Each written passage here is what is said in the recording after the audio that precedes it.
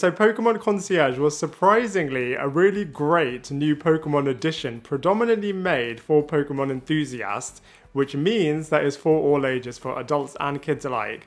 And I think the concept was really, really clever in terms of bringing humans and Pokémon alike into a magical resort.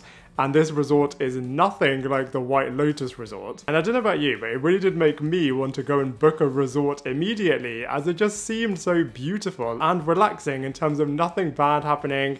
Everything is incredibly peaceful. You really do get to learn a lot about yourself, and everything is provided for you, and everything just felt so relaxing. So I feel like from a sales perspective, it really did do a good job in terms of encouraging people to want to go and book a resort. And I think it's really clever how predominantly it was based on the classic 150 Pokemon characters, as these are of course the ones everyone knows and loves. But they didn't just do that, as of course there have been 9 generations and over 1,000 Pokemon that have been created since their original conception.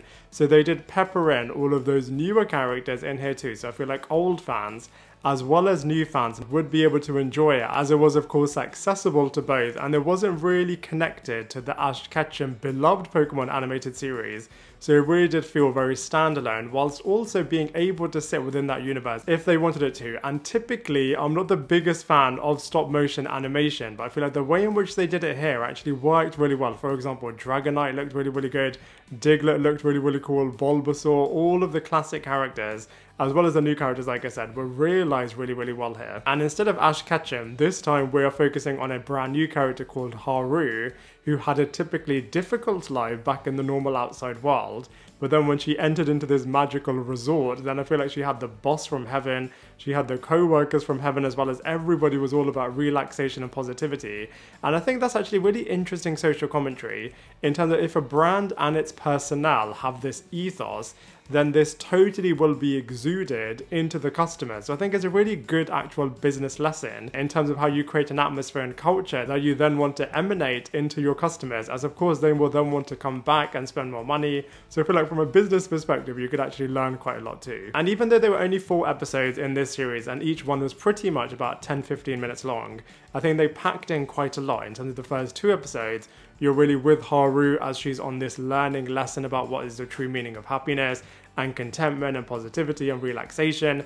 And then in the next episode, she is really able to pass on all of her learnings onto Psyduck, who typically is a character that not many people like, aren't really that supportive of, and is a bit of a humor comedic based character. Whereas this time, even though Haru's first choice would have been a Pikachu, she was then able to see that actually all of the things that she has learned, she is now able to impart onto Psyduck and really help Psyduck build confidence, build happiness, and also build self-belief. But of course, Pikachu is too classic of a character to not fit into these 4 episodes. I think it was really clever also to introduce it in the 4th episode, and not just one, but a whole series of Pikachus were here. And very similarly, Haru and Psyduck were both able to impart all of their wisdom onto this particular Pikachu that doesn't seem to be speaking and is really shy and is incredibly within herself. So I think all of those lessons were really good in terms of helping Pikachu find her voice ultimately. So I think Pokémon Concierge was a really nice, great group of shorts from Japan and the Pokémon Company in terms of creating this brand new series.